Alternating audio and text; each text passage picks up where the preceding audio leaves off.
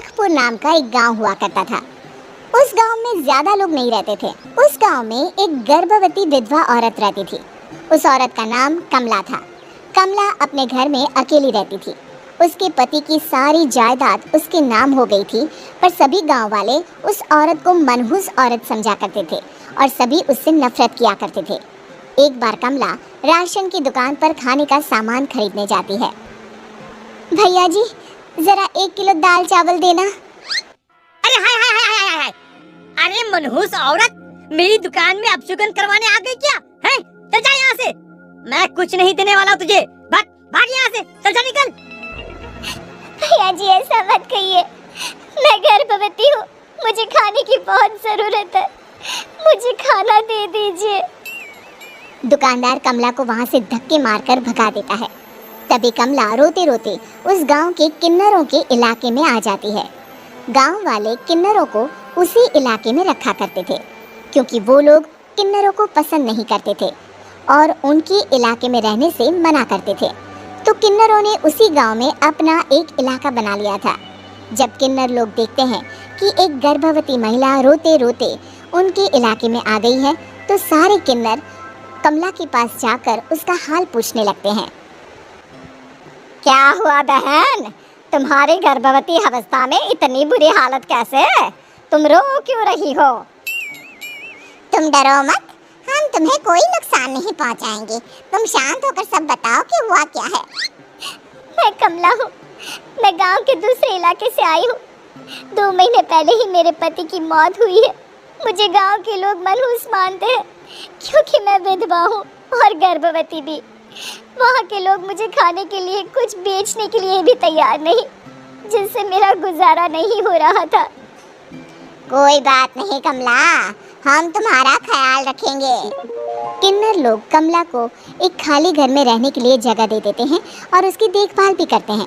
कुछ ही महीने बाद कमला अपने बच्चे को जन्म देती है, पर अफसोस, कमला बच्चे को जन्म देते ही अपनी जान गंवा देती है। जब सब किन्नर बच्चे को देखते हैं तो बहुत खुश हो जाते हैं, क्योंकि वो बच्चा भी किन्नर ही था। कमला ने एक किन्नर बच्चे को जन्म दिया था। अब इस बच्चे की देखभाल कौन करेगा? हम तो इस बच्चे को गांव के दूसरे इलाके में भी नहीं भेज सकते। और तो क्या हुआ, इस बच्चे की माँ नहीं रही तो हम इसे पालेंगे। अब ये हमारे इलाके में रहेगा, हमारे साथ रहेगा। फिर वो किन्नर उस किन्नर बच्चे को गोद ले लेते हैं, उसका नामकरण कराते हैं। उस किन्नर बच्चे का नाम शक्ति रखा जाता है। देखते ही देखते शक्ति बड़ी होने लगती है। उसके रंग रूप बहुत सुंदर थे। वो बहुत सुंदर किन्नर दिखती है। एक दिन शक्ति एक किन्नर से पूछती है, माँ जी सुनिए ना, ये गांव के दूसरे इलाके में भी तो लोग रहते हैं, तो हम वहाँ क्यों नहीं जाते? हम उनसे अलग क्यों रहते हैं? शक्ति, क्योंकि वो लोग हमारे जैसे नहीं, वो लोग हमें पसंद नहीं करते, इसीलिए हम उनसे अलग रहते हैं। क्यों? वो हमें क्यों पसंद नहीं करते? मुझे एक बार उस इलाके में जाना है, मैं एक बार वहाँ जाकर घूम कर आऊँ। शक्ति, खबरदार, जो तू उस इलाके में कभी भी गई तो अपनी जान नहीं गंवाना चाहती तो उस इलाके में कभी कदम भी नहीं रखेगी, समझी? इतना कहकर वो किन्नर वहाँ से चली जाती है। शक्ति उस किन्नर की बात सुनकर बहुत रोती है। माँ जी, ऐसा कैसे कह सकती है? उन्होंने इतनी सी बात के लिए मुझे इतना डांटा। अब तो मैं उस इलाके में ज़रूर जाऊंगी। फिर एक दिन शक्ति गांव के दूसरे इलाके में चुपके से जाती है। ये लोग तो हमारे जैसे ही इंसान हैं, तो ये हमसे नफरत क्यों करते हैं? जब शक्ति उस इलाके में पहुंचती है तो गांव के सारे आदमी उसके रूप से मोहित हो जाते हैं। वो लोग ये अंदाज़ा नहीं लगा पाते कि वो किन्नर है। शक्ति की सुंदरता देखकर सारे गांव वाले उसकी तारीफ करने लगते हैं। तभी गांव का चक्कर लगाने गांव के जमींदार का बेटा हर्ष वहां पहुंचता है। हर्ष भी दिखने में बहुत सुंदर होता है। जब हर्ष ने शक्ति को देखा तो वो भी उससे मोहित हो गया, और जब शक्ति की नज़र हर्ष पर पड़ी तो वो हर्ष को देखकर मोहित हो गई। आपको पहले कभी इस गांव में देखा नहीं। इस गांव में आप नए हैं क्या? जी नहीं, वो मैं बस। तभी शक्ति बोलते बोलते रुक जाती है और मन में सोचने लगती है, अगर मैंने इनको बता दिया कि मैं दूसरे इलाके से आई हूँ तो वो समझ जाएंगे कि मैं किन्नर हूँ। इसलिए मुझे इनसे झूठ ही बोलना पड़ेगा। शक्ति हर्ष को कहती है, जी हाँ, मैं इस गांव में नई आई हूँ, यहाँ अकेली रहती हूँ। वैसे आप कौन है? आप भी इसी गांव में रहते हैं? जी हाँ, मैं इस गांव के जमींदार का बेटा हूँ। आपको किसी भी चीज की जरूरत पड़े तो आप मुझे बता देना, मुझे अच्छा लगेगा। ऐसे ही शक्ति और हर्ष एक दूसरे से रोज मिलने लगते। वो दोनों अपने प्यार का इजहार करने एक दूसरे से मिलने जाते हैं। तभी शक्ति का पीछा करते करते एक किन्नर वहां आ जाती है।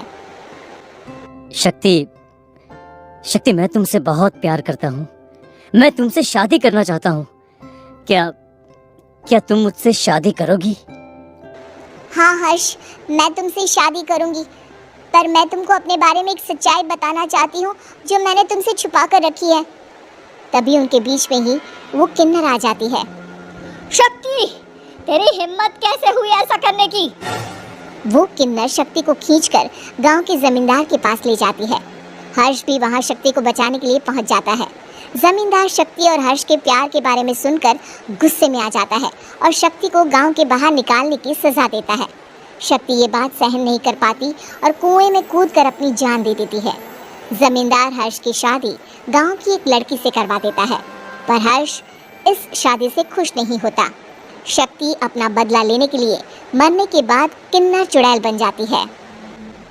अब मैं इन गाँव वालों को नहीं छोड़ूंगी, अब इनसे मैं अपने प्यार का बदला लूंगी। किन्नर चुड़ैल गांव वालों को परेशान करना शुरू कर देती है। एक बार वो रात को गांव के खेतों में पहुंच जाती है और वहां आग लगा देती है। सारी फसल जल के राख हो जाती है। जब एक आदमी रात को उठकर देखता है कि खेत में आग लग गई है तो वो वहां पहुंच जाता है। वो देखता है कि खेतों के बीचों बीच एक किन्नर चुड़ैल खड़ी है और वहां खड़े होकर ताली बजा रही है। गांव वाला किन्नर चुड़ैल को देखकर बेहोश हो जाता है। जब सुबह उस आदमी को होश आता है तो वो सीधा जमींदार के पास जाता है। अरे जमींदार साहब, अरे वो किन्नर चुड़ैल ने मेरी सारी फसल जला दी। अब मैं क्या करूंगा, क्या होगा मेरा? जमींदार चुड़ैल किन्नर का नाम सुनते ही सब कुछ समझ जाता है। अब वो बहुत डर जाता है। उसी रात को जब जमींदार डर के मारे अपने कमरे में सो नहीं पाता, तभी वहां अचानक से किन्नर चुड़ैल आ जाती है। किन्नर चुड़ैल जोर जोर से जमींदार के आगे खड़ी होकर हंसने लगती है और ताली बजाने लगती है। जमींदार उस डरावनी किन्नर चुड़ैल को देखकर बहुत डर जाता है। तूने मेरे साथ बहुत बुरा किया, अब मैं तुझे जान से मार दूंगी। नहीं नहीं नहीं नहीं, मुझे माफ कर दो, मुझे मत मारो। मैं कभी ऐसा दोबारा नहीं करूंगा। अब तुम जो बोलोगी वही मैं करूंगा। ठीक है, मैं चाहती हूँ कि किन्नर इलाका गांव के इलाके से जुड़े और गांव का कोई भी आदमी किन्नर समाज से द्वेष ना करे, उससे नफरत ना करे, नहीं तो मैं सारे गांव को मार दूंगी। और तुम गांव में एक नया कानून बनाओ कि अगर किसी ने भी किन्नर समाज को हानि पहुंचाने की कोशिश भी करी या इनसे भेदभाव करने की भी कोशिश करी तो उनको कड़ी से कड़ी सजा मिलेगी। हाँ, मैं ऐसा ही करूंगा। तुम जो बोलोगी वो मैं करूंगा, पर मुझे जाने दो प्लीज। तब वो किन्नर चुड़ैल वहां से चली जाती है। गांव का जमींदार किन्नर चुड़ैल का कहा मानते हुए दोनों इलाकों को एक कर देता है और नया कानून भी लागू कर देता है। तब से वहां किन्नर समाज और बाकी गांव वाले शांतिपूर्वक रहने लगते हैं।